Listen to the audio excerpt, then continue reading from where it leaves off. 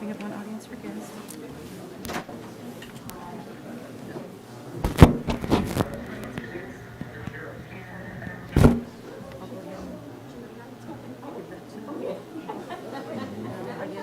So is he speaking for audience for guests and Is he going is he speaking for audience for guests and on the agenda? I don't know.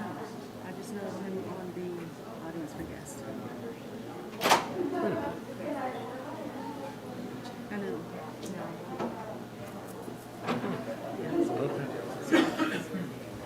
And you have the other, it's got the other script.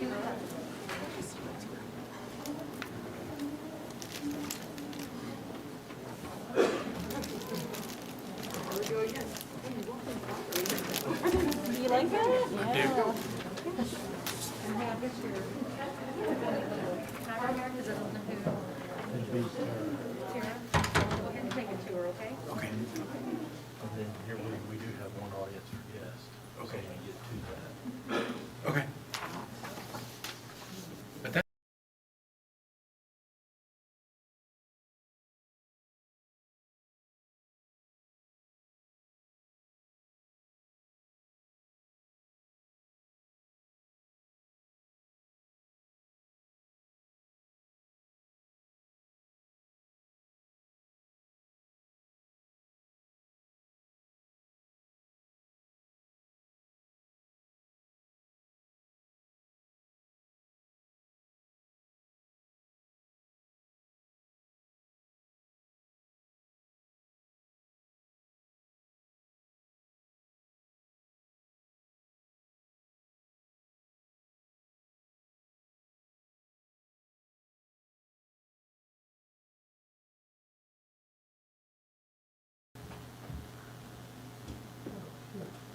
Turn my phone off.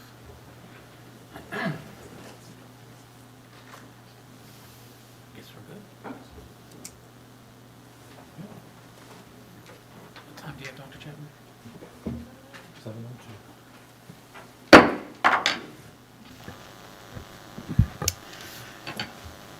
I call this regular meeting of the Carrollton-Farmers Branch ISD Board of Trustees to order at 7:02 p.m. on December 3rd, 2020. Board members, district staff members, and members of the audience, you are free to join me in standing as Caroline Benavides from the CFB ISD Educational Foundation and the owner of Joe's Pizza provides a message followed by the Pledge of Allegiance led by Trustee Sally Derrick and the Pledge to the Texas flag led by Trustee Tara Herbachik.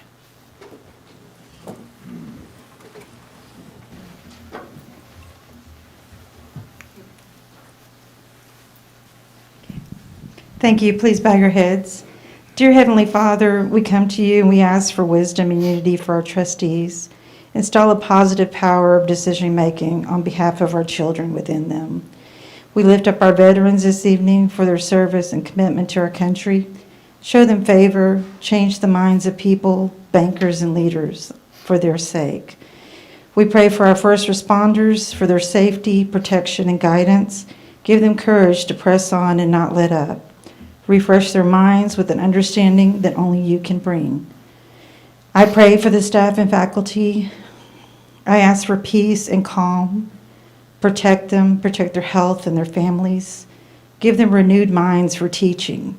Give them guidance and help in setting a standard for Texas and maneuvering new skills and adapting to our new way of learning.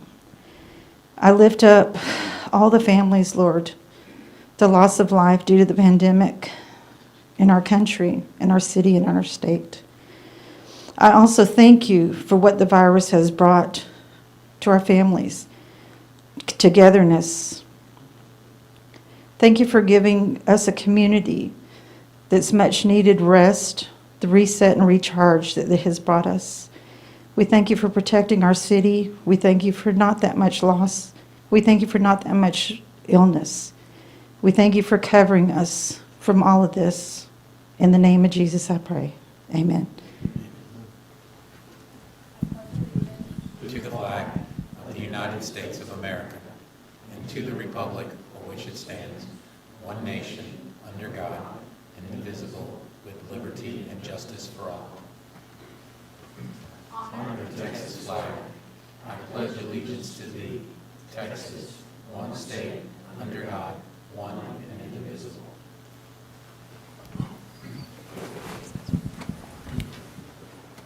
Ms. Benavides, thank you for that message.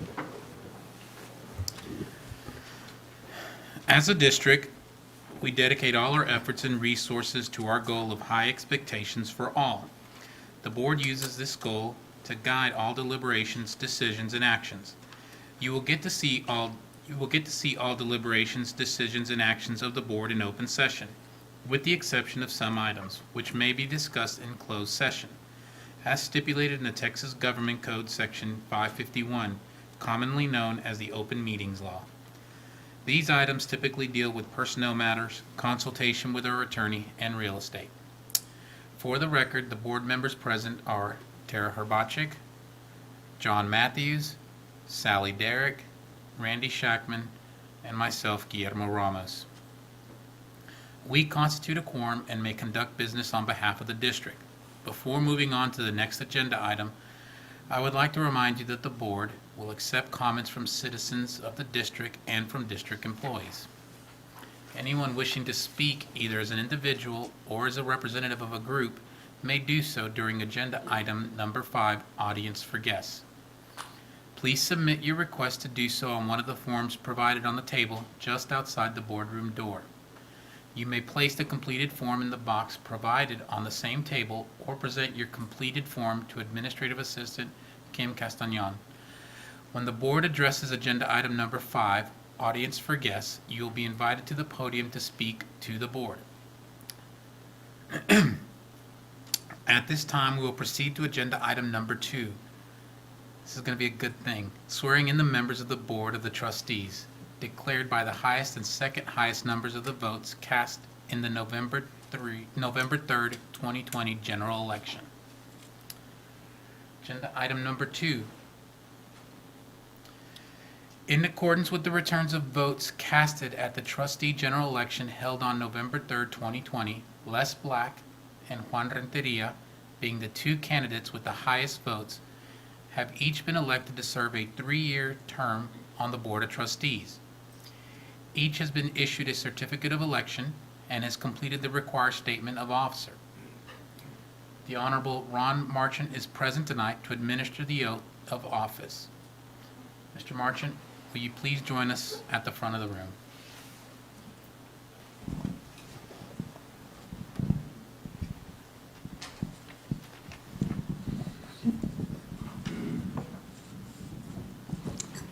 How you doing, sir? Doing well. Good. You have family here? I do not have it, no. Okay. I'm going to ask you to please raise your right hand and repeat after me. I, Juan Renteria, I, Juan Renteria, do solemnly swear or affirm do solemnly swear or affirm that I will faithfully execute that I will faithfully execute the duties of the office the duties of the office of the Carrollton-Farmers Branch Independent School District Board of Trustees of the Carrollton-Farmers Branch Independent School District Board of Trustees of the state of Texas, of the state of Texas, and will to the best of my ability, and will, to the best of my ability, preserve, preserve, protect, protect, and defend and defend the Constitution the Constitution and the laws of the United States and the laws of the United States and of this state. and of this state. So help me God. So help me God. Thank you.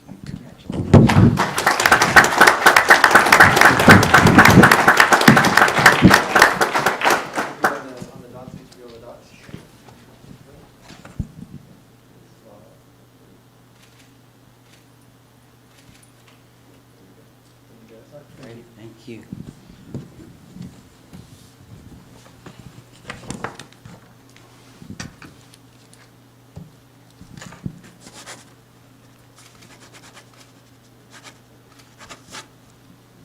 Is that right? Okay. Thank you. Then we have Les Black. Do you want your family up here with you, sir?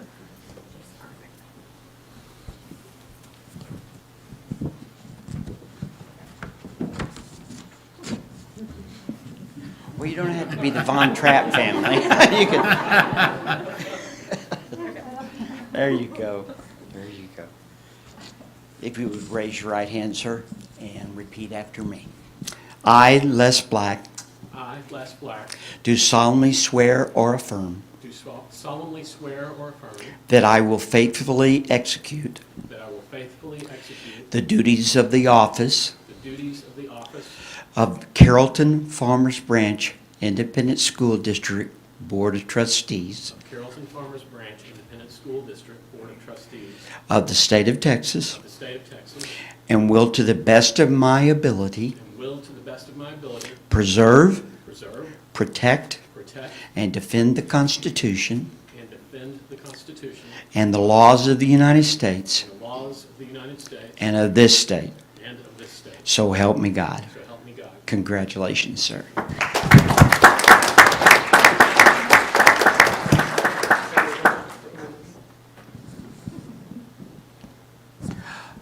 No.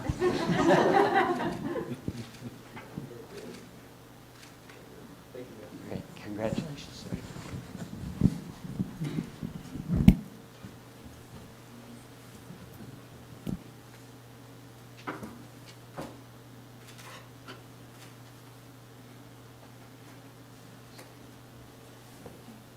Thank you, sir. Thank you so much. Thank you. Good to see you.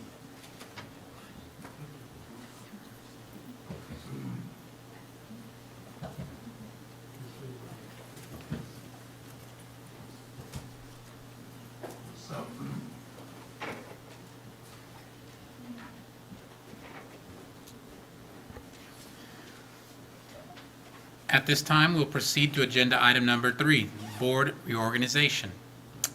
Under Board Policy BDAA Legal and BDAA Local, the board is to organize by selecting a president, vice president, and secretary. I will now turn the gavel over to Superintendent Dr. John Chapman to conduct the election of president first. The new president will then conduct the selection of the other officers.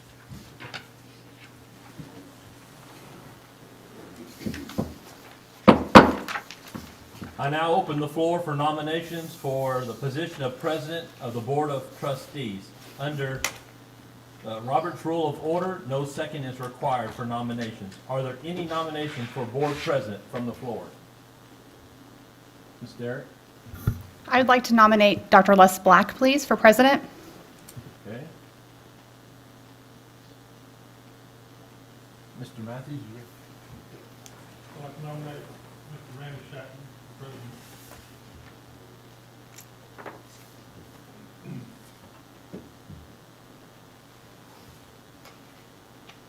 Any other nominations for president?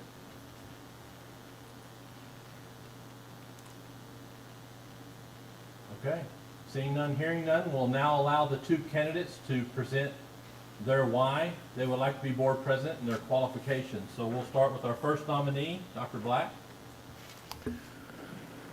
Thank you. I want to acknowledge these trustees for their hard work and their service over these last several years, and particularly during this historically challenging period. I also want to offer special thanks to our outgoing president, Nancy Klein, for her years of dedicated service to the school district. Nancy's steady and calm presence on this board will be missed. I'm both honored and humbled that the voters of this community have entrusted me to serve in this capacity, and I'd like to thank Ms. Derrick for the nomination. I appreciate the faith that you show in my readiness to serve in a leadership role on this board. I love the Cfbisd community. I believe in our mission. I believe in our students. I believe in our families. I believe in our teachers, principals, and administrative team and staff. Even in 2020, we have much for which to be thankful. Yet we do have challenges ahead, and as a board, we must acknowledge these challenges and understand that success will require all of us working together as a team. This board is committed to continued high achievement for all students while doing everything possible to keep everyone in our community safe. We must find effective ways to continually monitor the degree of learning loss and trauma students have experienced as a result of this pandemic and determine how we'll help them recover. In addition, we need to be acutely aware of the organizational health needs of this school district, as teachers and principals have been on the front lines and many are struggling. And of course, we don't yet fully understand the financial impact that this pandemic will ultimately create for this school district and others. Beyond all this, there are non-COVID related challenges that demand our attention. How do we reverse a trend of declining student enrollment? How do we nurture a professional environment that will enable us to recruit and retain the best teachers and principals in Texas? How can we increase student voice and parent engagement? How do we address issues of equity and inclusion, including disparities in discipline? We must be prepared to provide governance in all of these areas. As a newly elected trustee, I understand that my learning curve will be steep. But I bring experience in educational leadership. I can build trust. I can help groups focus on a common educational vision. I understand how school districts function, and I will work to ensure that the board has access to the data and information that we need to better understand the complex challenges that we face. As a result, we can be more engaged in robust and productive dialogue and ultimately be better prepared to make decisions that will support the academic, social, and emotional growth of all of our students, as well as the overall organizational health of this school district. I respectfully ask my board colleagues for their support as president of the Carrollton-Farmers Branch Board of Trustees. Thank you. Okay, Mr. Shackman. Well, I hadn't been told I was going to be nominated, so I didn't write a speech, but I'd like to suggest that I think I am in a good position to serve all of our board and board needs. I'm in my 8th year on the board, significant amount of experience. I understand the processes, the policies, and what we are about. Professionally, before I retired, I used to train boards all over the United States, and I understand the complexities of things like parliamentary procedure, board policy, how we function, including in things like the state laws that are relative to us, including open meeting laws, and have trained boards in those very processes. I think my experience, my ability to communicate would be of great support to the board and would help us to move forward. We have a lot of good things happening in our district. We want to continue them. We want to make sure as a board we provide the appropriate resources, the appropriate leadership, that we don't micromanage our district, but that we lead our district as good trustees for Carrollton, for Irving, for Farmers Branch, for Addison, for Dallas, and for Capel.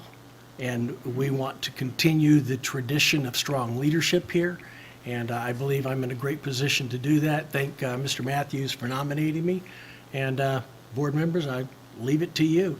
I think I could be a good leader for you. Okay, thank you. You heard from the two nominees, so we'll go in order of those that were nominated.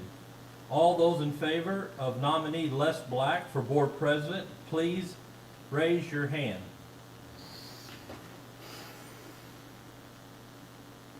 Okay, that's 5 voting in favor. All those in favor of nominating Randy Shackman for board president, please indicate by raising your hand. Okay, 1. Okay, Dr. Black, you're the Cfbisd board president. Congratulations.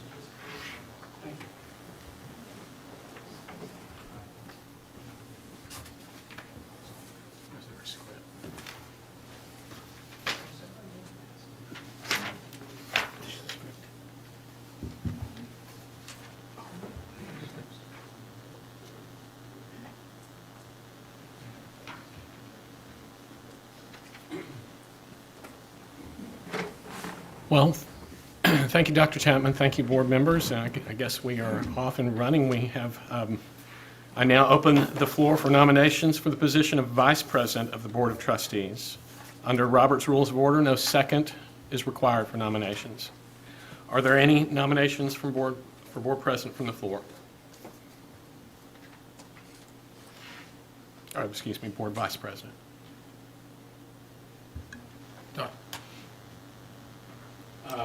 Mr. Roberts.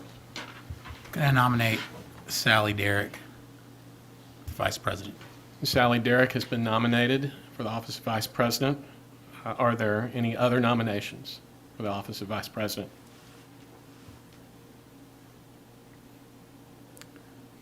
Mr. Matthews? I nominate Tara Rebuttal. Tara Hrbacek has been nominated for the office of Vice President. Are there any further nominations?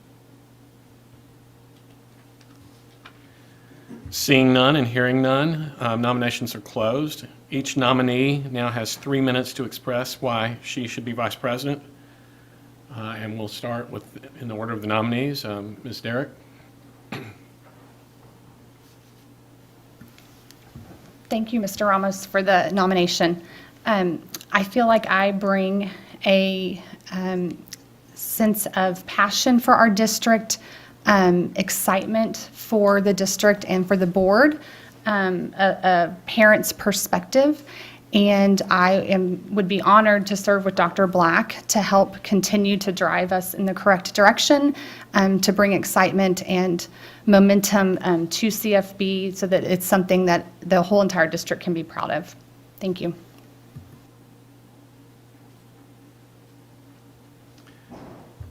Ms. Hrbacek, you now have 3 minutes.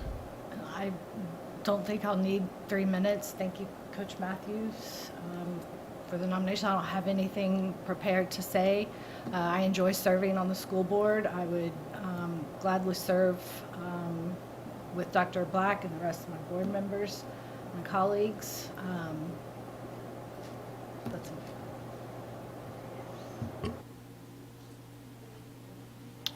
Thank you, Ms. Hrbacek. I believe we're ready to vote. All those, and we'll vote, I'll call the names in order of the nominations. All those in favor of nominee Sally Derrick for Board Vice President, please indicate by raising your hand.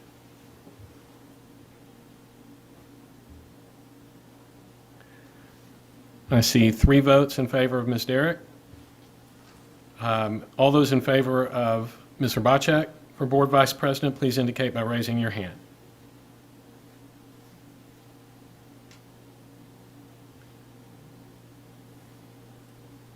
I see 3 votes in favor. Did everybody vote? Okay, so let's see, all those, we'll just run through the voting again. All those in favor of nominee Sally Derrick for Board Vice President, please indicate by raising your hand. 1, 2, 3, 4. I see 4 votes in favor. All those in favor of nominee Tara Hrbacek for Board Vice President, please indicate by raising your hand. 1, 2, 3 votes in favor. By vote of 4 to 3, it is decided that Sally Derrick will serve as Board Vice President. I now open the floor for nominations for the position of Secretary of the Board of Trustees. Under Robert's Rules of Order, there is no second required for nominations. Are there any nominations for secretary from the floor? Mr. Ramos. Go ahead and nominate Tara Harbachek for secretary. Tara Harbachek has been nominated for the office of secretary. Are there any further nominations?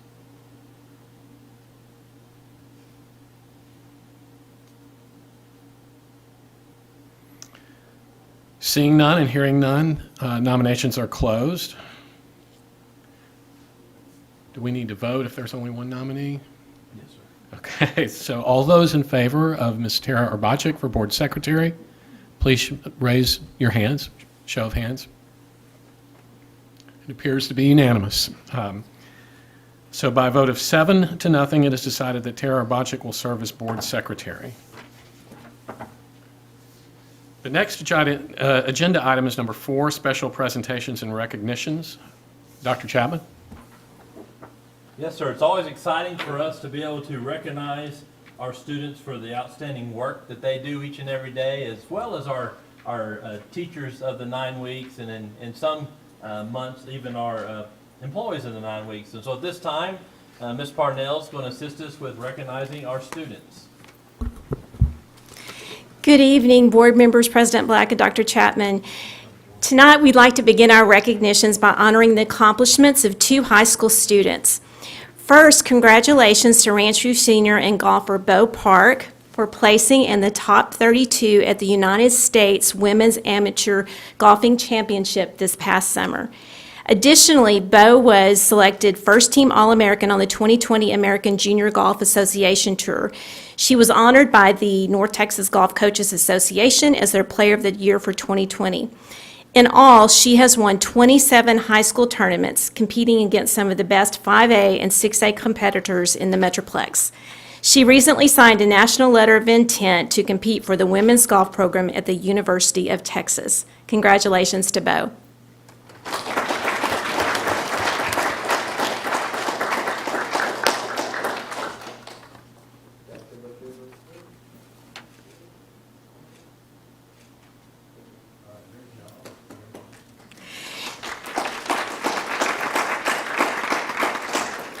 Congratulations to Ranch View junior and violinist Esther Ping for being selected to the Tmea All-State Symphonic Orchestra.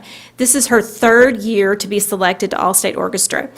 Esther began playing the violin in 6th grade at Barbara Bush Middle School. She serves as the concert master and is a member of the publicity team for the Ranch View High School Orchestra. Esther also performs with the Greater Dallas Youth Orchestra. Congratulations to Esther.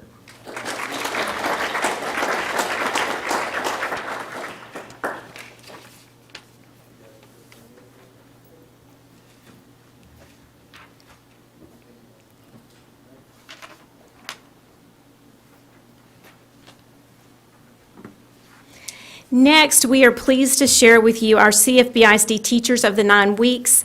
Please join me, if you would, in watching this video announcing all of our special teachers who have been selected for this honor.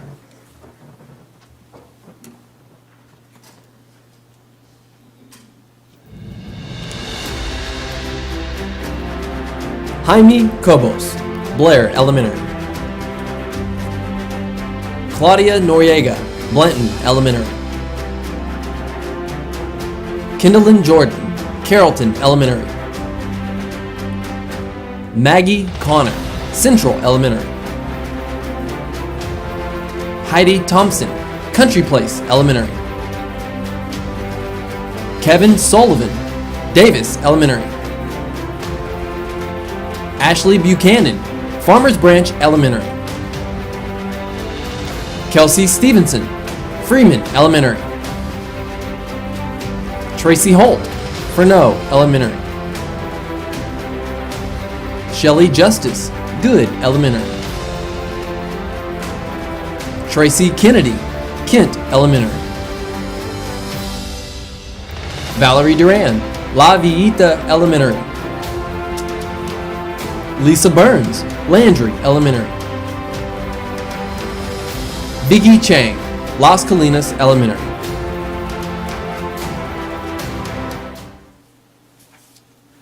Let's give all of these teachers a round of applause. Thank you, and that concludes our recognitions.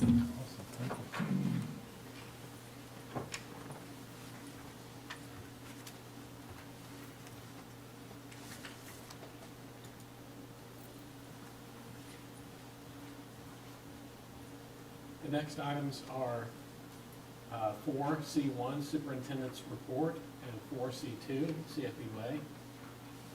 Is that correct? Yes, sir. Just turn my microphone on. The next item is 4C1, Superintendent's Report, and 4C2, CFB Way. Dr. Chapman? Yes, sir. Thank you. So we want to talk first about, some of the things that are happening in the way of COVID and what does that look like for Cfbisd. And so at this time, we're going to have Ms. Leek talk about vaccines, or at least testing and the processes of testing our employees.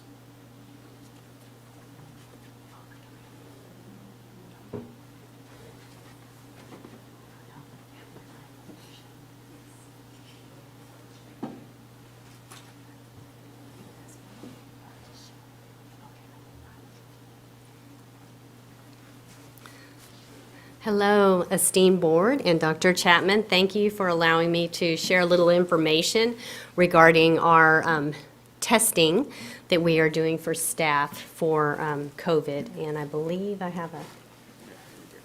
Okay. Thank you.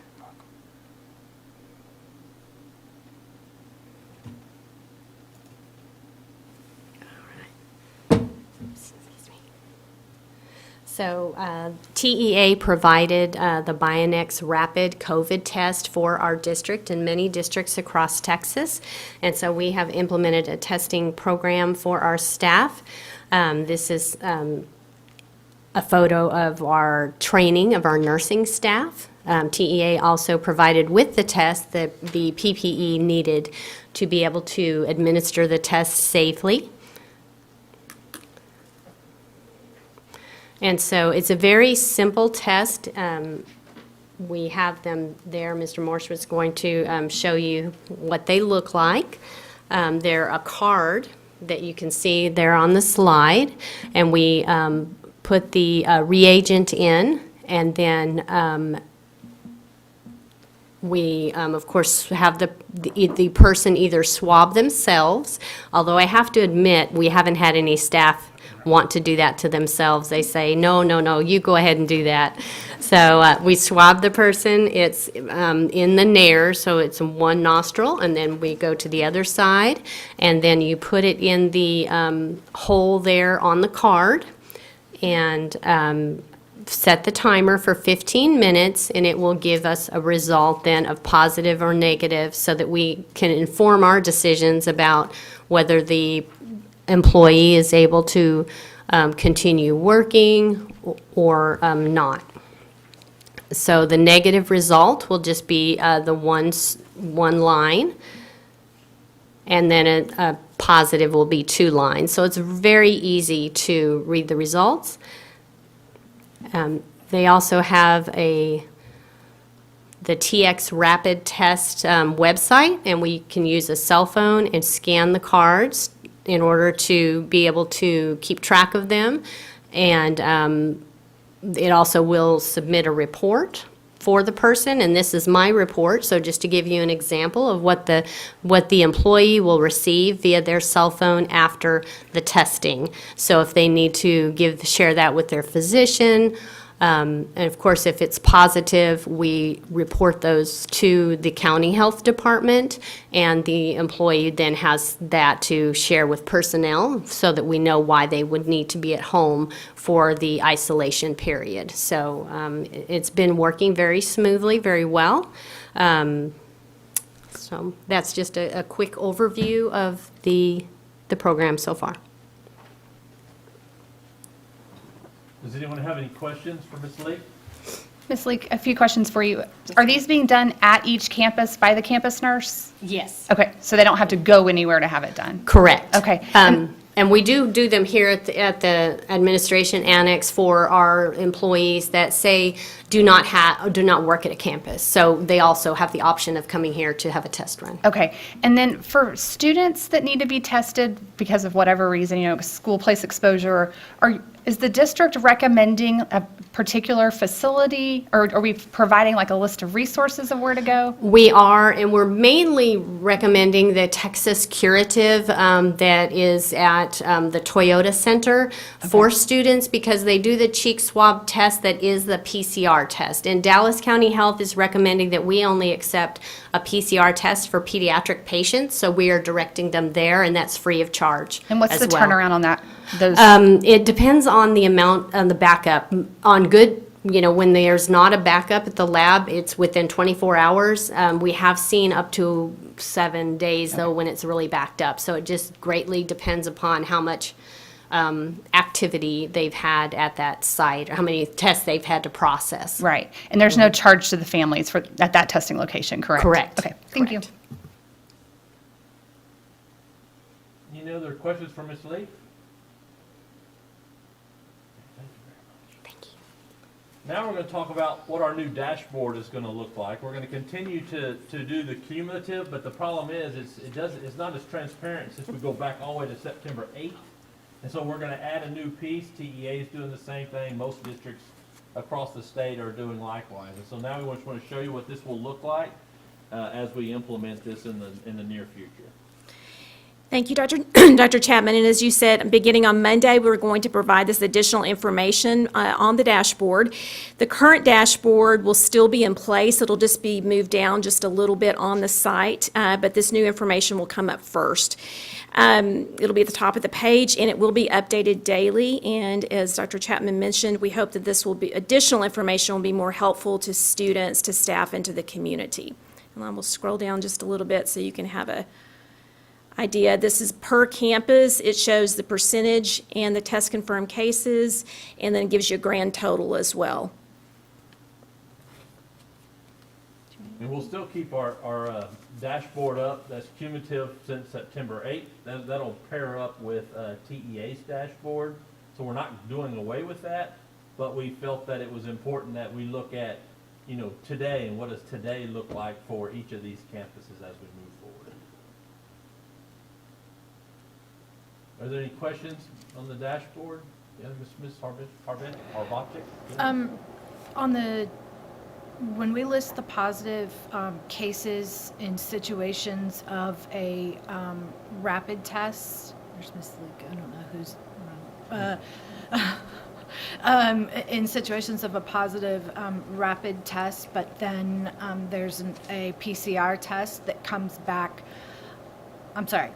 so there's a positive rapid test, and that number, notifications go out, and that number is added to our dashboard. And then there's a further PCR test that comes back negative. Does that case come off of our dashboard, or do we keep it on there because it was a positive at one time?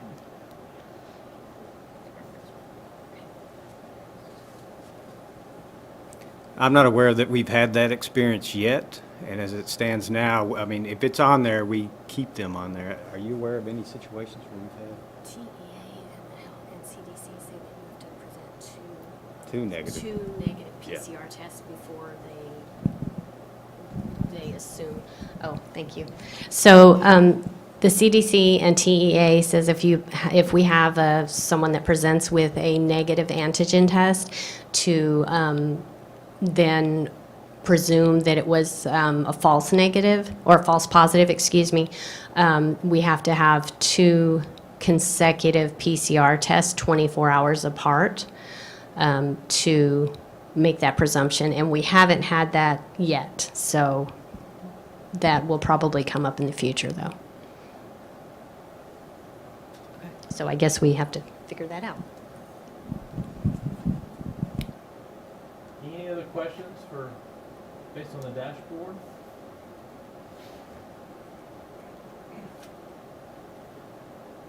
Okay. At this time, Mr. Bassett's going to talk about the project connectivity, the operations connectivity, and you have a graph in front of you. So you should have a document, 2 pages, that will demonstrate the funds that he's about to refer to. Yeah, so this is what it looks like. So we're going to talk through this. There's a lot of acronyms on this page, and so there's actually a glossary behind that on what these letters all mean. And so It's been a busy couple weeks, Thanksgiving notwithstanding, for finance. Over on the far right, under Operation Connectivity, the first round of applications to be able to receive prior period reimbursements were due on the 1st of December, and luckily we were able to get that in for our full potentially eligible amount. School districts are limited to either $50,000 or $300 per socioeconomic disadvantaged student. And so we were able to come up with enough qualified purchases that were all related to devices, the hotspots, laptops for teachers, cameras, all of those kinds of things. And so we ended up submitting just over $5 million. We expect to get hopefully as much as $3.6 million. That will have to be used again for technology, but we'll always have some, there'll always be technology to needs that we'll have in the future. But we'll find out about that hopefully in the next couple months. I anticipate whenever we're updating the board on some of our budget discussions in the spring, showing you this graphic again with firmer numbers, because some of these are estimates, and so we haven't received everything yet. I'll keep working back this other way. So part of the Operation Connectivity was putting together a matching program where cities and counties could contribute some funds to a school district where TEA would match that. One of the agenda items we have today is actually the ratification of the City of Dallas interlocal agreement, where they're contributing $53,000 to our efforts to make sure all of our kids have technology. And so it was the month before that Capel contributed $50,000, and so we're getting $103,000 for that, and then TA is matching that dollar for dollar for an additional $103,000. So that's all good news.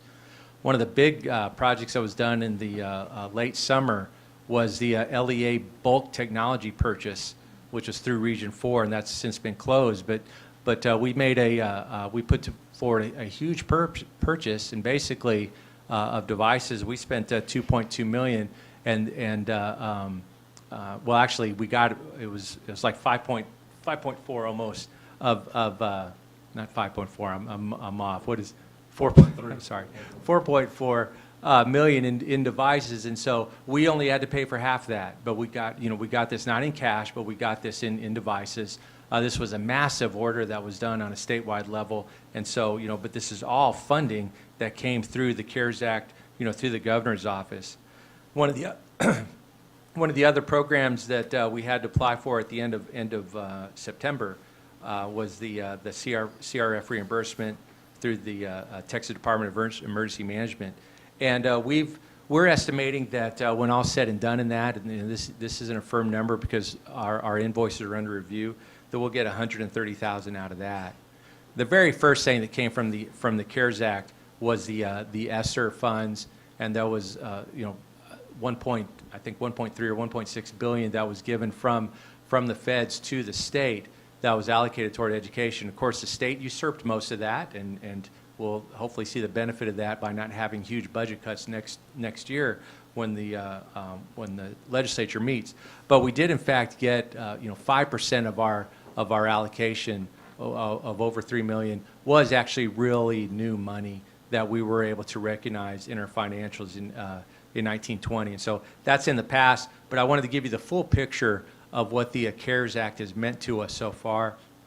And it's had a big impact on our ability, especially on the technology side. So these are some significant dollars, and we will be updating the board later when we have some firmer numbers. And then finally, FEMA, we're still under emergency declaration, and there are going to be some expenses that we're going to be able to submit through FEMA, and we're keeping track of those things. And so hopefully everything that we didn't get in any of these others, we'll be able to collect back through FEMA. So we'll certainly know more hopefully next spring. I'd be happy to take any questions. Yes. Bassett, I have a question about the devices that we've been able to replace more recently because of the CARES Act funding and other sources. What are we doing with the other devices that those students had? Like, is there any type of, are we recycling them, or is there any type of funds that we're able to get back on any of those? Most of the devices that we're replacing through this were really at the end of their usable life. They were mostly Chromebooks that were 3 to 4 years old, and we were replacing a huge percentage of them every month just because of breakage and things. But their performance trying to use the applications like Google Meets and WebEx and things that are really needed were also well below what was required, and so we're really just recycling those. There's not really a market for a 3.5-year-old device it was 200 new, and pretty much worn out now. So we're recycling them.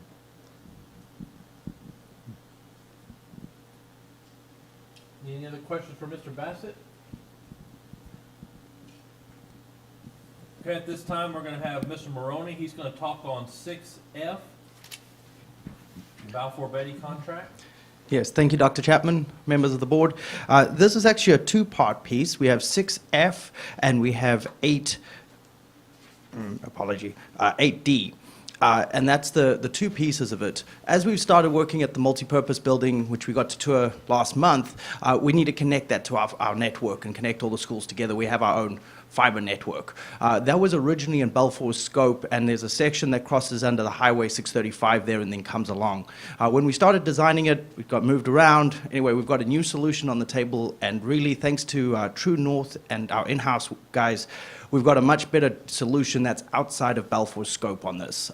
The other thing that we've found is that sourcing that type of fiber line is going to take several weeks to get. I believe we're up to 25 weeks almost, and Balfour is wrapping up the building. So we'd like to close up their contract and their work, and so we're going to reduce the Balfour contract by the $863,000, and we're going to contract in with Fulcrum, who actually does our maintenance on all our fiber lines. They're very familiar with our work and our scope at $855,000. So math that I like to see is the cost is about $8,000 less than the deduction. So we're going to have a little, just the right kind of math there, that the new contract is slightly less than the money back. So reducing Balfour Betty's contract and then contracting directly with Fulcrum to complete that installation of the fiber line.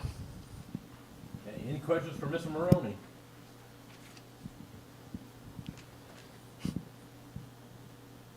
Okay, thank you. Now we're going to go over to CFB Way, and we're going to have Mr. De La Rosa and give us a security update.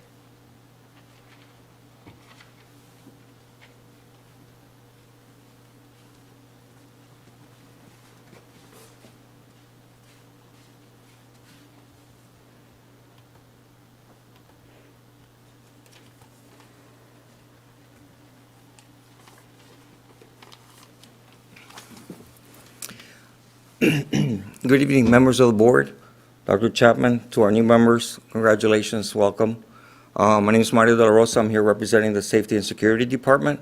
But before I give you some brief updates on just what we're doing and some of the updates, I'm accompanied by Amber Gardner. Ms. Gardner is a new addition to the Safety and Security Department.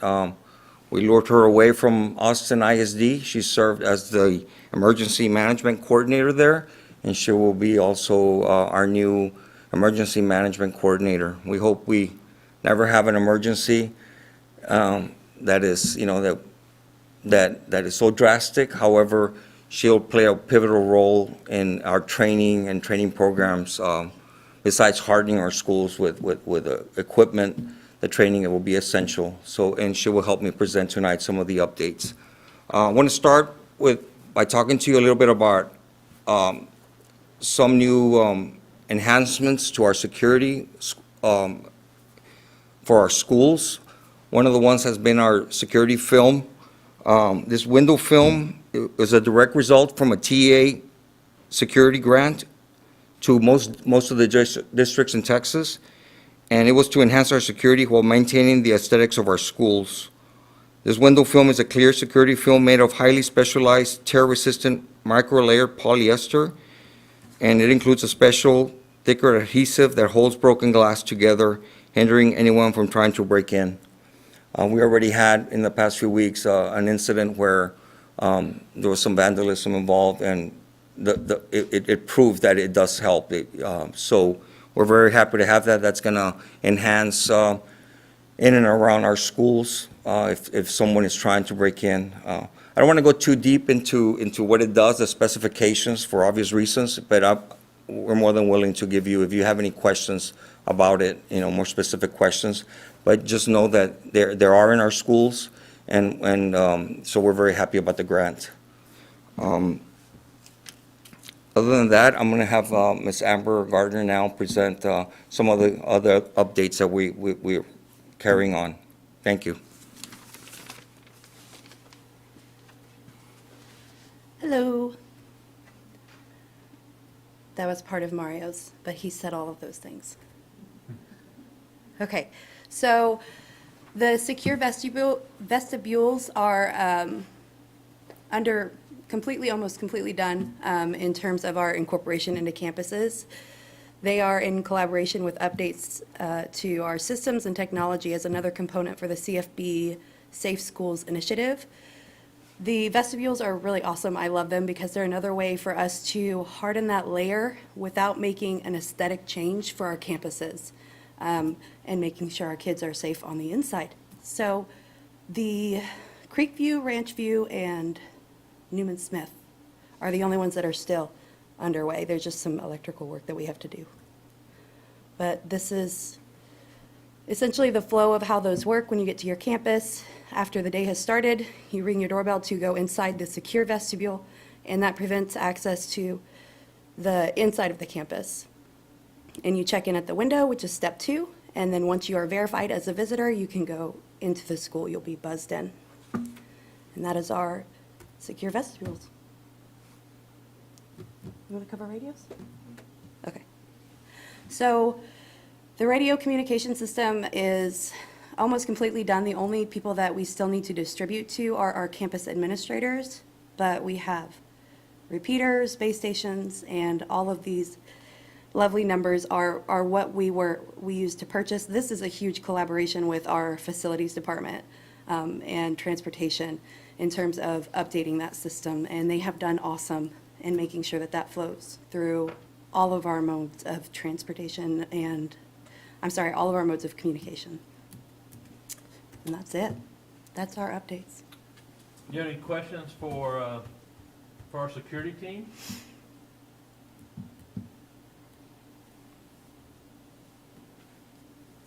Okay, thank you, Kaz. Thank you. Okay, last on the list is our CCMR team and Ms. Gillen.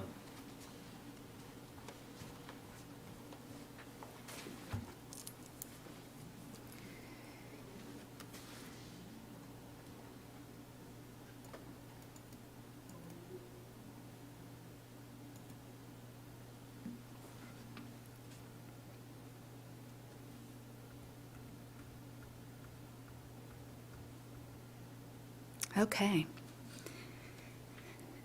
Good evening, Dr. Chapman and esteemed board members. CCMR College Career Military Ready. What does that mean? It means from early elementary grades to middle school and high school, students are introduced and supported in their learning so that their experiences ultimately produce their livelihood. Gone are the days when students had the sole responsibility of figuring out their post-secondary plans. TEA and state initiatives require high schools to assist students in their college and career planning. Districts are evaluated based on students obtaining CCMR indicators. CFB has historically performed above the region and state with regard to college and career readiness. The district continues to increase initiatives each year to ensure that students are well prepared and have access to resources and support early in their academic careers. As we move the work forward with CCMR, we know the importance of staffing the right people to help students and families meet the goal of, what am I going to do with my life? Melanie Williams, our CCMR coordinator, literally paved the way with the jackhammer, strategically planning with campus administrators and district leaders to get CCMR goals and objectives up and running. Then we were fortunate enough to add 4 CCMR deans, Each dean is assigned to elementary, middle, and high school campuses. As I share what has been accomplished in 4 short months within these brand new positions, the vision moving forward will become apparent. The CCMR deans support our campuses at every level. At the high school level, the deans and campus personnel provide support with all aspects of college preparation. Advisory lessons feature topics such as college admissions, financial aid options, and the Dallas County Promise. Additionally, the deans and campus counselors provide parent education in hosting financial aid nights in both English and Spanish. Progress monitoring also occurs to ensure that students meet the CCMR indicators. We want to do more than just help students meet the minimum requirements.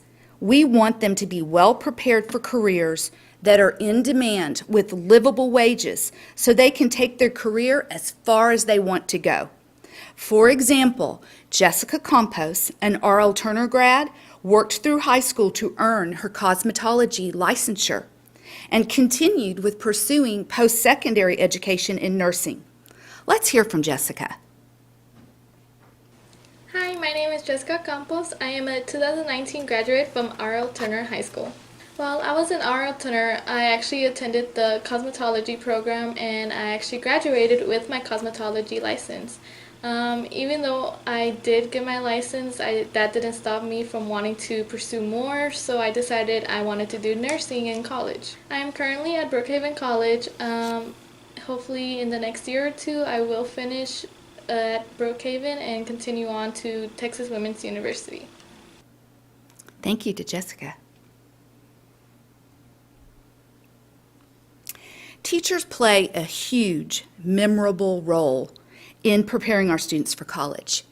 Next, we have Jared, who is a 2019 Smith graduate, currently in his junior year at Texas Tech University, who has his sights set on law school. Hello, my name is Jared Lee. I graduated from Newman Smith High School in 2019. After high school, I went to Brookhaven College under the Dallas County Promise for a year and got all of my prerequisites out of the way. Then I transferred to Texas Tech, where I'm an accounting major and I'm in my junior year. In high school, one of the best classes that prepared me for college was APUSH with Mr. Parks. Mr. Parks made us read the textbook the night before, take notes, and then he'd lecture over it, and it was a challenging class. And I'm glad I did that because that's how college is now. And so without that, I don't feel I would have been as prepared. I want to be a corporate lawyer, and I figured that with an accounting degree, I would have a lot of knowledge about companies and how they work and all of that behind the scenes stuff, so it would make my law career a little bit easier. Thanks to Jared. Now let's talk about what leads up to high school, middle school. CCMR deans and counselors work together to prepare students for the transition to high school. Advisory lessons are provided to introduce key college career and military readiness concepts, equipping students to make decisions about their high school coursework. Deans provide training for both staff and students on development of the 4-year graduation plans completed by students in the 8th grade. There is an individual emphasis that provides each student with the opportunity to choose an endorsement and be introduced to the rite of passage into high school. And now, who could resist these cute career characters? We began laying the foundation for college career and military readiness at an early age. All elementary counselors have been trained on the use of Pause in Jobland, an online career exploration program for students. Videos are being created to introduce our young students to college and career information. Deans are available to support the campuses with guidance lessons, reading materials, and campus-specific initiatives. Let's take a closer look at the platforms. All counselors have been trained, and we've provided staff and our students with this early exploration. Pause is an adorable, animated dog who speaks to the children and guides them through the community map as they click on buildings and explore the jobs within them.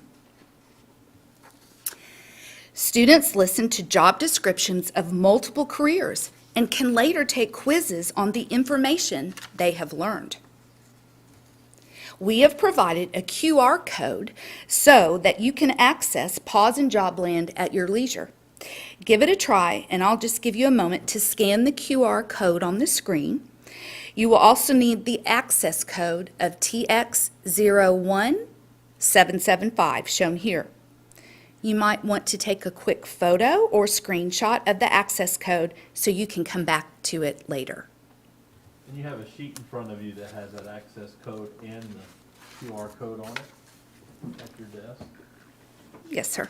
It'll look just like this.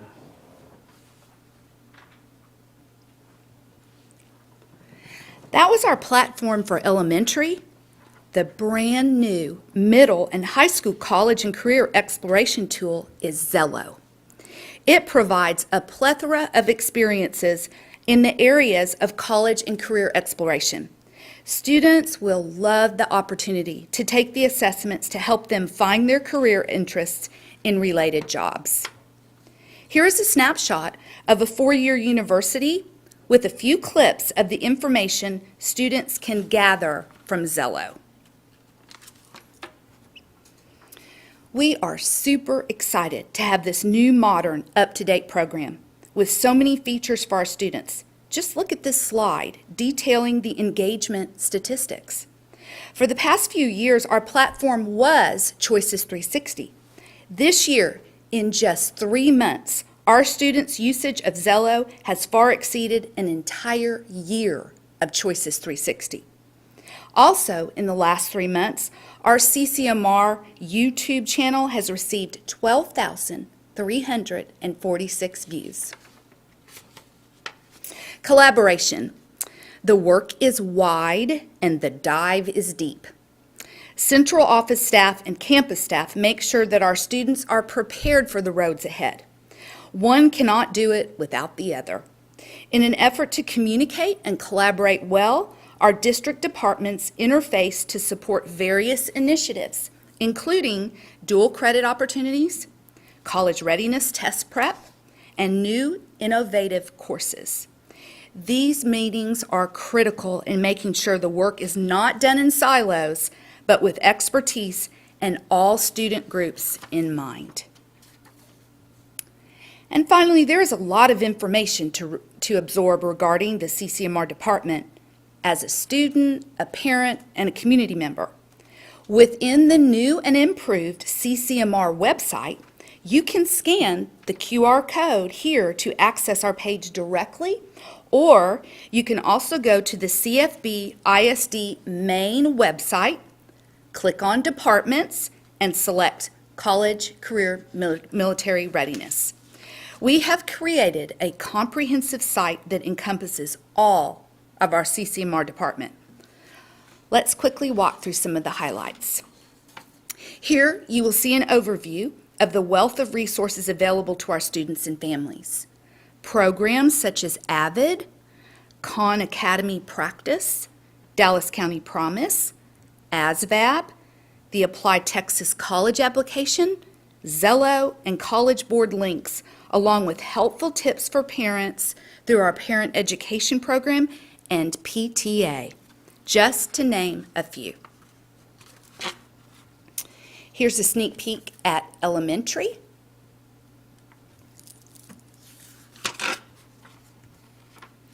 And middle school. And high school. So, if I am a high school student and I choose to click on the college admissions and applications link, I will find a direct link to a college admissions checklist, one of many helpful resources. The CCMR department invites you to follow us on Twitter and Instagram and to visit our YouTube channel, where you will find announcements, stories, and helpful videos to support families and students. To visit our social media channels or to follow us, visit our CCMR webpage and click on the social media icons at the top of the page. We are up for the challenge of continuously improving our services and resources for the sake of the students' futures. We are excited about the challenges and opportunities ahead. We know that the work requires energy, forecasting, and devotion so that each student finds their individual path and their purpose. Our superintendent continues to challenge and move our work forward. It is so exciting to be a part of this CCMR team, to watch this passion unfold. Thank you. Does anyone have any questions for Ms. Gillen? On CCMR? No. Our new website, that's what we're excited about. You know, parents can go straight to that site. You can get all the information you possibly need. You got a QR code now. We're trying to do everything in our power to make it so easy for these families. Because it's difficult when your kid starts going to college and what do I have to do? How do I have to take care of things? They've just done an exceptional job. So thank you so much. Thank you. No questions? Okay. Well, each month we showcase some artwork, and tonight we have pieces from Landry and Country Play. So at the end of the meeting, if you have some time, take a look at what our little elementary kids are doing. It's just exceptional work, and we're just so proud of them. All right, at this time, we're going to turn the meeting back over to Dr. Black for the PTA. Okay, thank you, Dr. Chapman, and thanks to all our presenters, and thanks to our young artists for the fine work you see displayed in front of you. The next item is 4C3, PTA update.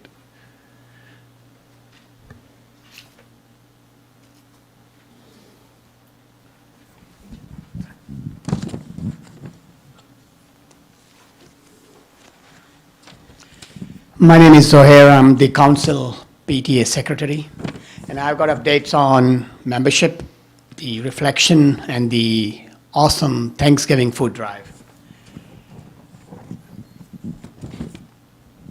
I'm pleased to report that several of our PTAs have exceeded their membership from last year already.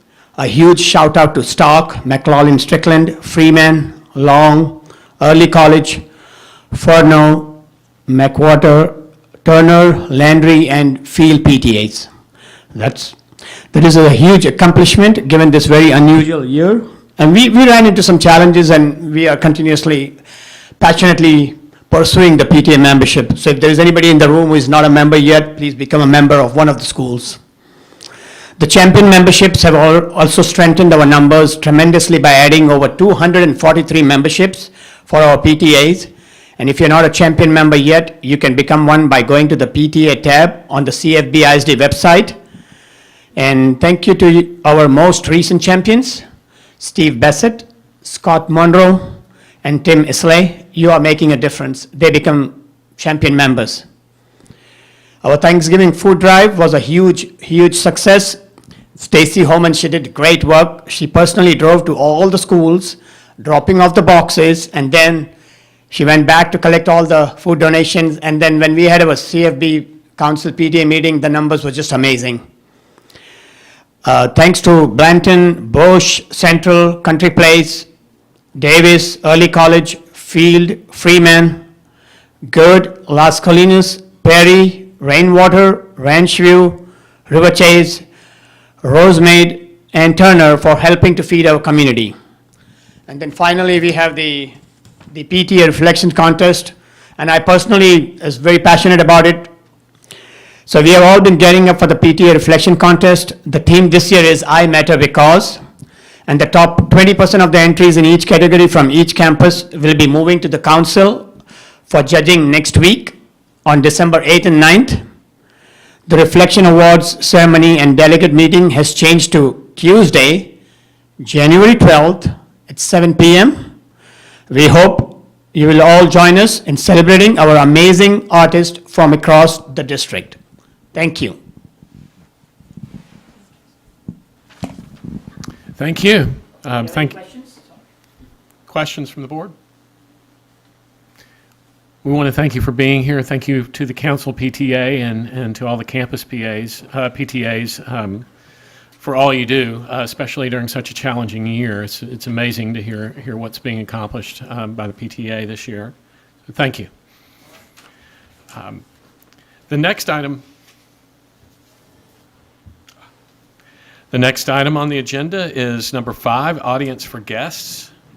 And I'm supposed to ask Ms. Castagnon if there are any in-person requests for this item, and it appears that there are, just one. That's Mr. Howard Fisher. So before we begin, I'll remind our audience members of the board's procedures for handling audience for guests. Anyone interested to speak in person during audience for guests must sign in and list the topic they want to discuss. Have that here. Each speaker will be allowed, it's just one speaker tonight, Mr. Fisher will be allowed a maximum of 3 minutes to address the board, dictated by board policy BED local. Because the board wants to hear from as many of you as possible while also keeping the meeting running efficiently, groups of more than 5 people who want to present a particular viewpoint on a topic should appoint one person to speak on behalf of that group. That looks like that's already happened. So again, that speaker's presentation will be limited to 3 minutes. If you speak during audience for guests, either individually or on behalf of a group, please remember that the board cannot deliberate on any subject that is not included on the agenda for this meeting. Last, we ask that you not discuss students who are not your own child. So timekeeper, that would be Vice President Derek. Please time the speaker for 3 minutes. And Ms. Herbacek will be doing it. It got passed down and we're divided, so Oh, she'll okay. hold on to it. Okay, Ms. Herbacek will be the timekeeper. Please time Mr. Fisher for 3 minutes, and if you would give him a warning when he has 1 minute left. Mr. Fisher? Thank you. My name is Howard Fisher. I will not take 3 minutes. I'm really here in attendance for an item later in the agenda, but I did just want to bring up one thing, particularly for the new members. I believe you had a presentation a couple months ago. The CFB Association for the Gifted and Talented did win the parent group for the gifted for the state. And the TAGT conference, Texas Association for Gifted and Talented conference, was started yesterday, and the award was presented last night. So I was watching that. So I just wanted y'all to know that that had taken place, and that you have a wonderful parent gifted group here in the district to go along with a very good gifted program. And the parent group is here to assist in any way they can. I think they've got some ideas that they may provide to the administration going forward on some things that might help. And also would like to thank the Advanced Academic Services Department. They work very hard also on the gifted programs. So that was all I just wanted to mention, was that award was given last night, and to let you know that. So thank you very much. Thank you very much, Thank you very much, Mr. Fisher. We will proceed to our next agenda item, number 6, consent agenda. The consent agenda is a mechanism that the board uses to approve a number of routine items together with one single vote. In compliance with the Texas Open Meetings Act, the public notice for this meeting includes the list of all consent agenda items, and the board has been provided ample information about these items in advance. Prior to any action taken on the board on the consent agenda, board members may request withdrawal of individual items for clarification or discussion. Board members, are there any items to be removed from the consent agenda at this time? Dr. Black. Ms. Herbacek. I'd like to remove item G for individual consideration, please. Okay. Ms. Herbacek has requested item G be removed for individual consideration.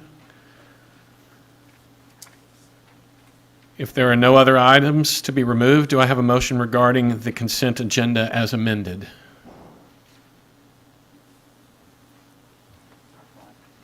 Mr. Ramos? I make a motion that we approve the consent agenda items with the exception of item 6G. We have a motion that we approve the consent agenda with the exception of item G, 6G, with the removal of 6G. Is there a second for that motion? Ms. Derrick seconds. Shall we vote with a show of hands? All in favor of approving the consent agenda with the amendment, item 6G removed, as requested by Ms. Arbacek? Please show your hands. It appears that we are unanimous. 7-0, the consent agenda with the removal of 6G is approved. Next agenda item is number 7, non-action items for discussion, and 7.A, construction update. At this point, I'll turn it over to Malcolm Mulrooney.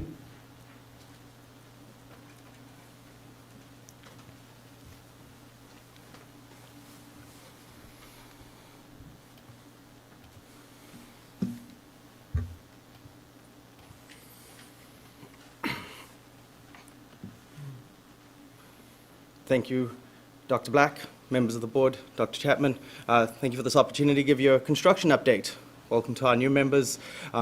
We do these monthly, but we love to share our construction projects with you and as much information as possible. If you go to the cfbbond.com website or the construction department page, we do weekly updates. This week we were filming at Turner and had some of our students involved. Previously it was at Vivian Field. Again, we work with our construction partners, our architects, we explore different topics. It's a great resource, all about construction. We do live and breathe this, so you cannot bother us. Anytime, any topic, I kid you not. So let's dive in. First off, we have Vivian Field is still under active construction. They are doing phenomenally well. If you remember, this is the 20-year renovation on that project, and when we take it down to the studs, well, we went a little further, down to the dirt, and we took the roof off too. So you can see we're about 35% through our construction. We are planning an opening for August of 2021. Over here in the courtyard, which is the focal point of the campus, we really want to make this area shine. We also want to make it accessible. So you can see we're taking down a lot of those exterior walls to come back with large openings, double storefront doors that can be opened up, good for visibility so folks can see what's going on there, but also access. We wrapped the entire courtyard in this nice canopy, as well as an artificial turf area in the middle to bring that area to life. That is a nighttime picture. The Jackson crews are working clean through the night at the moment to keep on schedule. They've hit a lot of roadblocks. We are still in a pandemic, but we're not going to take no for an answer. So the guys are working right through trying to hold their schedule and get this work complete. Over in the collaboration space, you can see this is our quad pod, 4 classrooms with small breakout rooms adjacent to them, surrounding this great collaboration space in the middle. You can see we didn't have natural light in this section of the building, so we opened the roof up and we're going to create that clear story, much of what you've seen over at Landry. Construction always goes through these kind of weird phases. As we get the slab down with no walls, it looks massive and expansive. Then we get it framed and it's big and it's exciting, and it seems to die because we've got to do all the technical stuff. And then it picks up again as we get the drywall folded in place. So we're right in that window. These areas are going to be ready in early spring. Early spring. This first section of quad pods is going to be delivered right in that mid-February timeframe with new furniture ready to go. Over in the administration area, we had spoken about doing a change over winter break. Coordinating with the administration on campus and just having them packed up and moved right now is not convenient for everyone, and the space is not 100%. So we're going to hold that till February as well. So while we had mentioned before maybe moving that entry over in the winter break, we're going to hold that till February right now in coordination with the campus. So here you see that what I was talking about, the entrance and the administration area being handed over in February, the green area is coming over in February as well, and then finally we'll start construction in that second section of quad pods spring, and that'll extend through the summer. I just want to give a big shout out. Doing a major renovation on an active middle school is a big deal. Doing an active renovation on an active middle school during a pandemic is just downright ridiculous.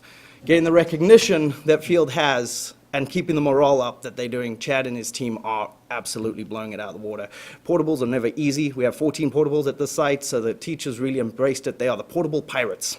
And they have flyers in the school, and each of the buildings have names, and they've really just made a game out of it and put a smile on it and getting it done. So I just want to recognize Vivian Field team, led by Chad Hunter there, for the awesome work that they're doing. And it's not the first time they've been recognized this evening. Over at Turner High School, We're making great strides there. Again, we have a Huckabee and Jackson construction team on this project. Major maintenance. This was the ugly bond component of this package. Lots of roofing, lots of mechanical, lots of electrical upgrades. A couple of key touches on the CTE side. The courtyard is really a gemstone for that campus, and we wanted to bring it back to life. So we focused on that. On the left, you'll see the photo that I showed you guys last month, and here you can see it starting to come together with that similar field to Turner, field to field, with that boardwalk and canopy wrapping around the outside. If you do tour, windows were not mentioned in this bond package. Like I said, there's a lot of scope that was not covered. This looks exciting. This is great work by our designers, maximizing every dollar, finding the efficiencies, but there's a lot of work left to do. But I think we've done a great job putting our money where it counts. Over in, I believe, what used to be called the Smokers Courtyard, by the library, again, we're opening that up so that you have that interface. You can see the rendering on the left-hand side, lots of storefront going in so that you have that visibility. These aren't dark, hidden spaces anymore. They're visible, gives that real nice campus feel to it, as well as that artificial turf going in there as well. So we completed the blue areas over the summer into the fall. We're focused here on the two purple, the Smokers Courtyard and the active courtyard, as well as the CTE, cosmetology, and auto shop. Over the summer, we're going to focus on that pedestrian mall area, as well as building M, which will have floral, art, vet, med, and welding, and building O up there in the north, the top part of the section. Over at New Sheffield, we had our groundbreaking. That was exciting. Since our last meeting, they've continued to demo the site, again, focusing on the LEED certification, gathering all the different materials. And I think this is a good opportunity to highlight how good some of this work is. There are limited requirements on what you have to do with some of the tanks and things that we had. We had a grease trap out on that site. Well, we're going to pump it down and destroy it properly. Nobody's going to be burying anything in the dirt or anything like that. That's a LEED requirement, but I think it's just good practice as well. Over at Perry Middle School, design continues in full force. This is a cool drawing. It shows all the additions and pieces to that building. I can't walk through that building without singing Johnny Cash's, 59, 60, 61, 62, 63, because there are about that many different versions and different pieces to it. Over fall break, we did some exploration, climbing into the crawl spaces, going above ceilings, hammering open walls, trying to find what was preservable, what of the historical brick could we keep, what did we have as far as wood deck and structure. Engineers are a little uncomfortable when you make them do that, but they were up the ladders, poking at walls, finding out what's going on, because I don't want to find that stuff out once we start construction in May. Over at Newman Smith, LPA has been working on that project, and if you remember from our presentations around the tree and the process, we're in this construction document side, so you're not seeing a lot of traffic. They're working with their engineers and their focus group to do all the brain damage on the projects. How do we take our dreams and now turn it into a reality? So you're not seeing a lot of design meetings, a lot of group meetings, things like that. They're busy churning away on how to make that a reality. We're also taking a couple of field trips so we can get some information. We visited Collin College to study their HVAC program. We also went to Princeton and other CTE programs. We want to explore as much as we can before we start buying our equipment and kitting out our departments. So that's happening over at Newman Smith. On the furniture side, we had a kind of exciting opportunity with Arcobel, they set up a pilot furniture showcase for us over at Perry Middle School, over in the library. We had it there for a week. We then moved it over to Vivian Field and had it there for a week. And then it's actually over at the multi-purpose for a few more weeks. So you get to try it out, try the different seating arrangements, the different types of desks we have. This is a lot of the furniture that we've used at our pilot. You're probably recognizing some of the tables from McStrick, from Landry, at the Vivian Field Portables. They've got some of this furniture as well, but we wanted to broaden that horizon and get as much input as we can. So you see that furniture over at the multi-purpose in that incredible training room we had at the back. Just a great opportunity to celebrate that. Wraps up construction. Mr. Moretti, can I ask you about Vivian Field? So you said some spaces will be ready as early as February. Is that going to allow us to move some children out of the portables at that point? Yes, ma'am. I don't want to speak specifically for Chad's plan. Okay. The construction team has been working with him, but yes, the idea is that they will move in and then we'll take over that second lot of classrooms. Excellent. So I don't want to say everyone's coming in. Right. But the space that's going to be ready in February can start being used Yes, in ma'am. February. Okay, That's it. excellent.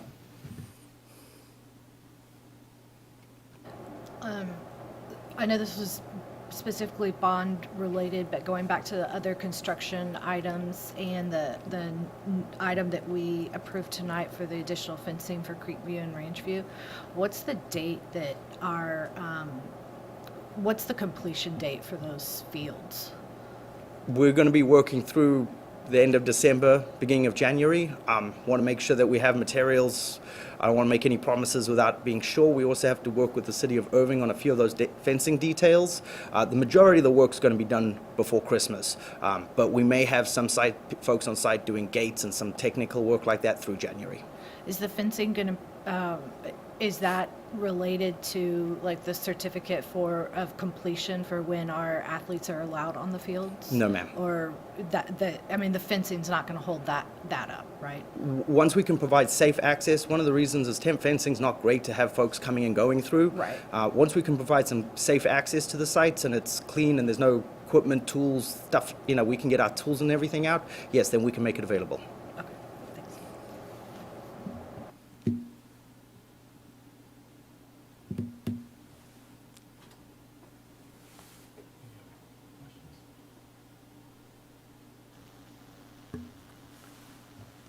Any other questions for Mr. Mulroney from the board?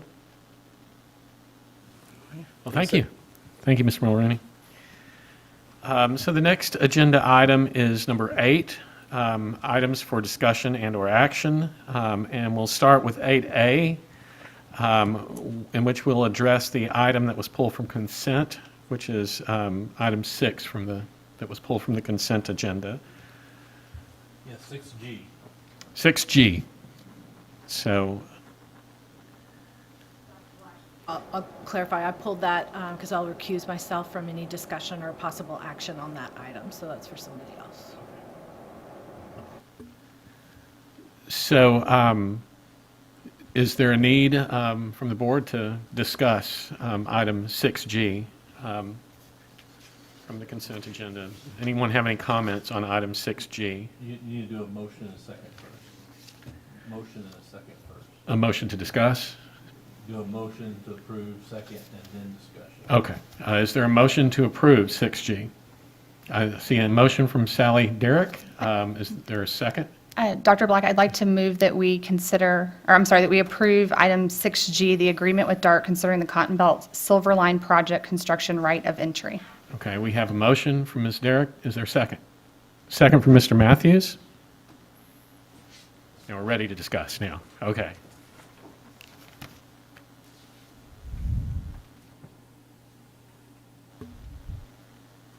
Any comments from board members?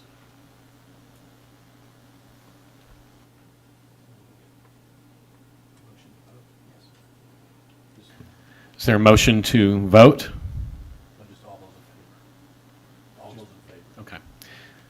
So all those in favor, please raise their hand. All those in favor? 1,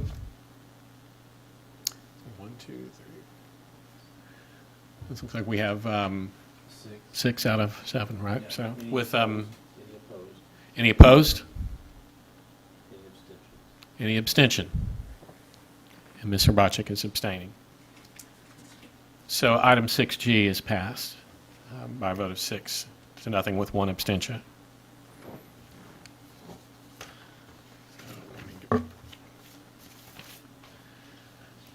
The next item is 8B, consider approve board legislative priorities.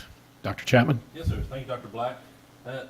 So we had 2 board members work with our team to develop some potential priorities for the upcoming legislative session, the 87th legislative session. I sent those to you a couple weeks ago.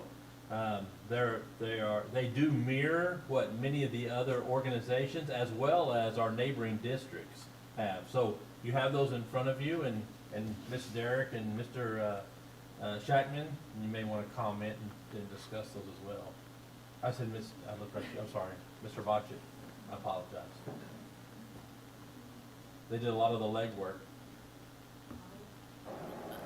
We have, Mr. Shackman and I met with several members of the cabinet and reviewed. I think it's realistic to say that we started with some of the legislative priorities that we've seen before with other districts, as well as with TASB, even PTA, all similar for the benefit of public education and children within the state of Texas. And from there, we went through a lot of those and discussed what we felt was priority or significant impacts or impacts in the next 2 to 3 years to Carrollton-Farmers branch, what was a priority from some of the goals and priorities that we've set as a board.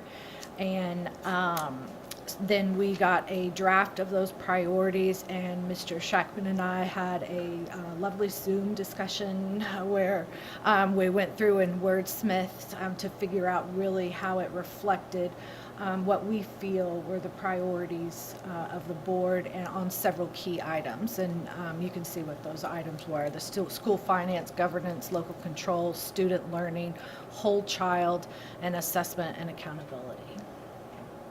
And this doesn't mean that other things aren't important. There's a lot of important things in front of the legislature in the coming session.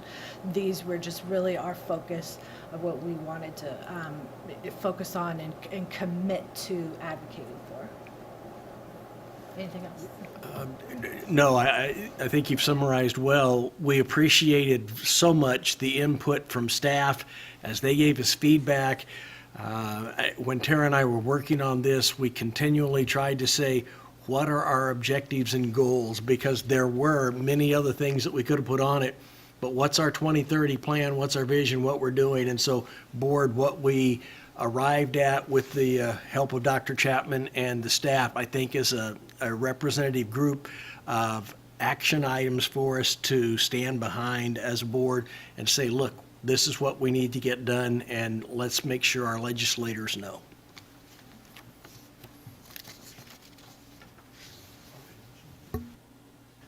Is there a motion to vote on the legislative priorities or to approve? Mr. Bochet. I move that we approve the board legislative priorities as presented. Is there a second? Mr. Ramos seconds the motion. All those in favor, raise your hands, please.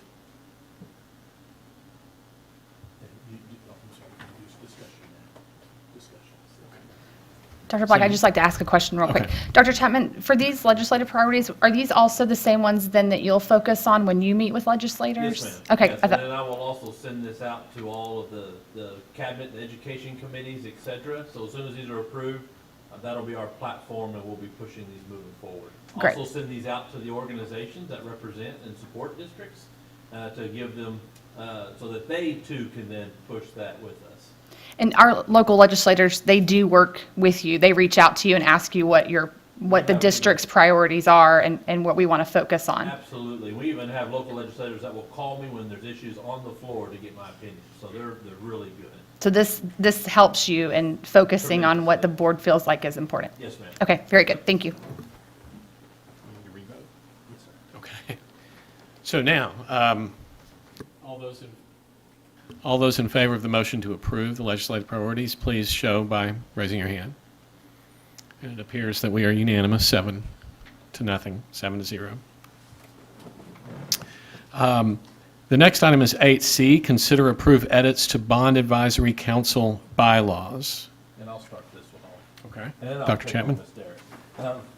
So on Monday, the BAC met, and then Mr. Fisher is also here.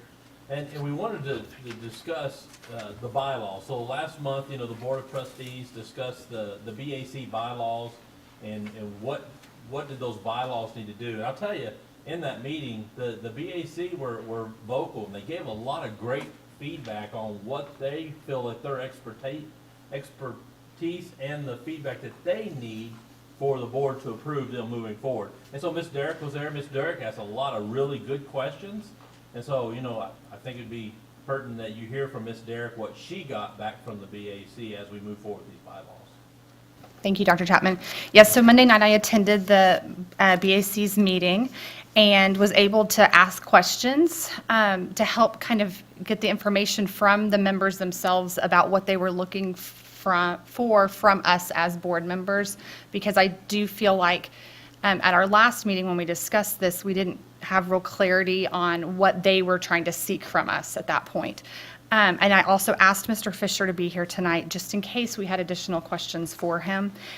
To me, what came out of that meeting was we have a very, very dedicated group of constituents that care deeply about this district and want to do the right thing and have invested a ton of time into this process, but they don't have clear direction. And so a lot of time is spent at these meetings discussing back and forth about, well, what are we supposed to be doing? Are we supposed to be talking about this, or are we supposed to be hearing about this? So my takeaway was that tonight we really needed to define their direction for them so that they could have a purpose going forward. They did vote on Monday night to approve the updated operating guidelines. Those are the ones that were presented to us at our last meeting. They did not make any changes on Monday night, but those have officially been approved by the committee unanimously, because I know that was the discussion piece for us when we were reviewing this document, but they were all in agreement with this document.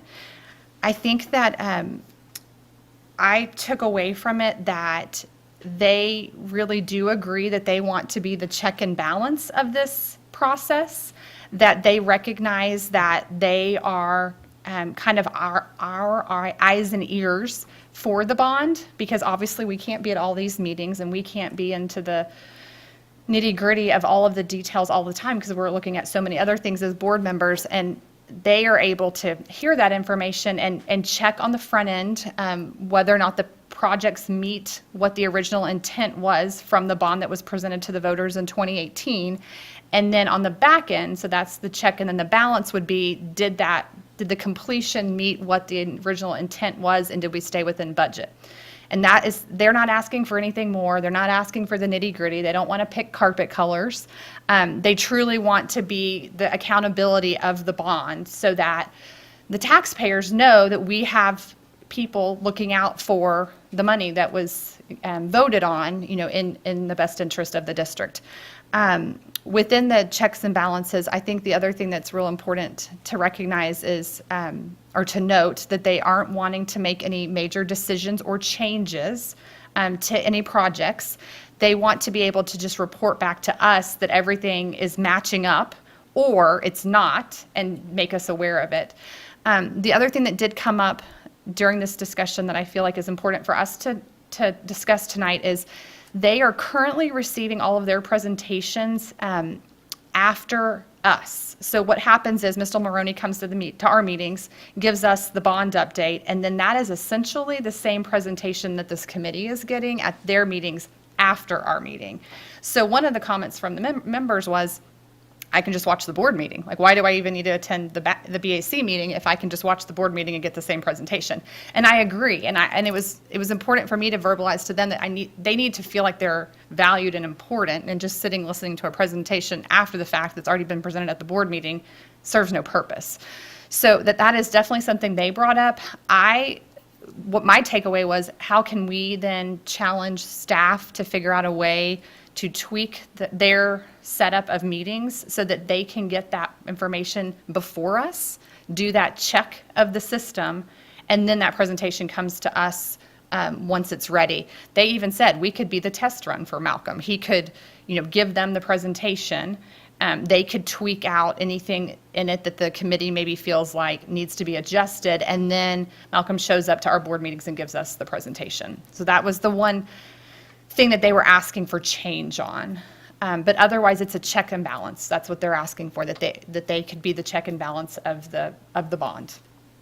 And one thing that you have too, and there was some questions here. So you had this in front of you. You have the old bylaws, then you have their new bylaws, and you have the notes of why they made those changes. So we thought that was important. I sent this to you in an email as soon as Mr. Fisher sent it to Lizzie, so I gave it to you that within minutes of that.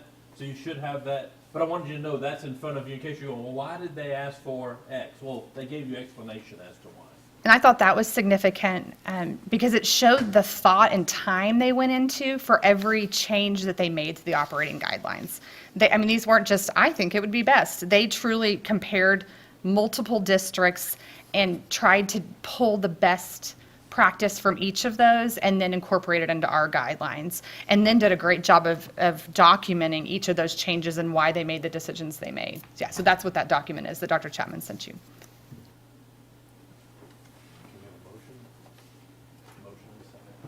Is there any further discussion? I'll make a motion in a second. Okay. Is there a motion to approve the minutes? Ms. Derrick? I'd like to make a motion that we approve the edits to the Bond Advisory Council BAC bylaws as presented. Is there a second? Dr. Black, I'll second that motion. Mr. Shackman? We need to, the motion should be to approve the document, not edits, because the edits is only just a little piece, so it just, for clarity, you'll just amend the motion to say, as they present. Okay, so I'm going to adjust my motion to approve the presented guide to the operating, I'm sorry, I'm reading that. Approve the operating guidelines as presented by the BAC. I'll second that motion. Mr. Ramos seconds the motion. Further discussion. Is there any further discussion?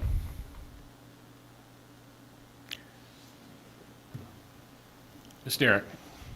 Well, you may be, go ahead, because I was going to make sure someone was going to talk about it. Mr. Shackman?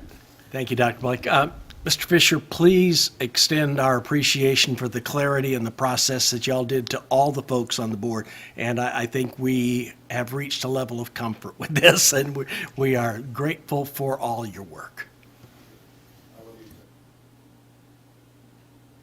I do have a comment that I'd like to make also as I'm coming on and trying to get up to speed on this as quickly as possible. But I do think that the new document looks good, and I appreciate the notes explaining the rationale behind the changes.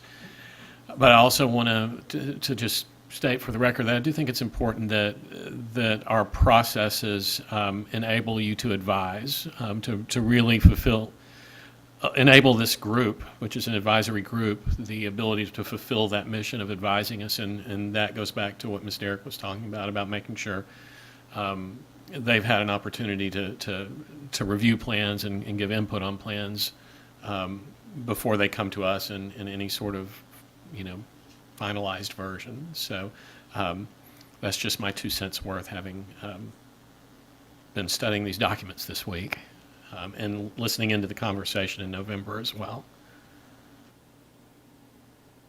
And I'd just like to add that, Mr. Fisher, I'd like to encourage you or someone else from the committee to come back to us in a couple months and report back on how it's working. Do you feel like it's become a check and balance system?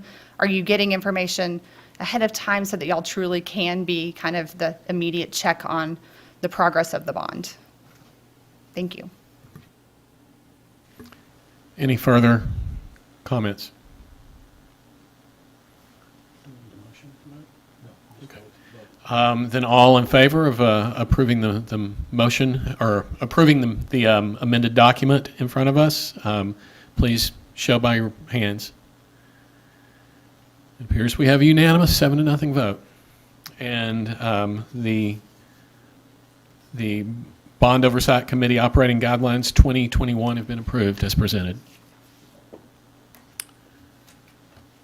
The next item is 8D, consider approve purchase of fiber installation at the Network Operations Center. Mr. Mulrooney, I believe this is you.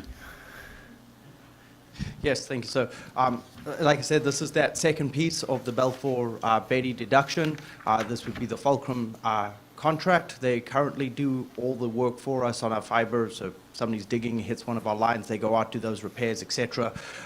And so in this case, we'd like to expand that contract to include the installation of that as well. So this would increase that contract by that amount, and so I request the board approve the change for the installation of the network fiber. So we need a motion. Is there a motion? Mr. Bacek? I move that we approve the installation of fiber and complete the connection network to the NOC with the recommended vendors and authorize superintendent or his designee to execute a contract as presented. Is there a second? Mr. Matthews, seconds. Is there discussion?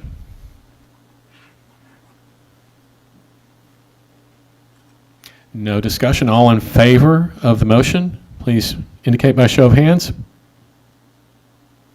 We are unanimous, 7-0, and item D is approved. 8D is approved.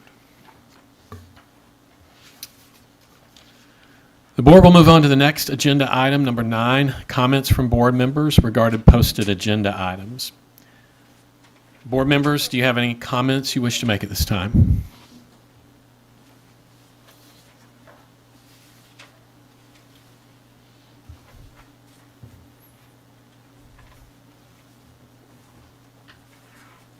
Okay. Well, I do want to make a comment before we move on to adjournment, if I may. This is the last meeting of 2020, and 2020 has been a rough year for all of us in every field, in every place. But I want to speak directly to our teachers, principals, administrative team, staff. Although 2020 has been a historically difficult year, as we await the arrival of 2021, there's reason to be optimistic. And we're going to get through this together by focusing on the things that unite us, which are an abiding passion to serve our students' best interests, and a deepened appreciation for the critical importance of the work of our schools. Consider the frontline workers who've cared for the sick and the researchers who have worked to develop vaccines who were once students in someone's 7th grade science class. Think of the teachers who first kindled an interest in technology among children who would go on to develop the internet applications that have kept us all connected in 2020. And don't you think that many of the artists who have inspired and brought us solace during our darkest days of 2020 got their start studying literature, theater, or music in a public school classroom somewhere in America? When creative entrepreneurs found novel ways to adapt their businesses practices, not only to survive, but also to serve emerging public needs during a time of crisis, where do you think they developed their critical thinking skills and service orientation? It was the work of educators that prepared us to rise to the challenges we faced in 2020, and it's the work that you are doing now that will enable us to meet our next great national challenge. We are grateful for you and for the important work that you do every day to build a better future for our students, our community, and our country. This board looks forward to working collaboratively to support your efforts, to support our students, and to continually improve our school district and our community. Thank you for your dedication to our mission. We wish you a wonderful holiday season and a new year full of good health, happiness, and prosperity. Any further comments? Well, ladies and gentlemen, we have reached the end of our agenda, and we are adjourned at 8:47, it appears. I get to hit the gavel now.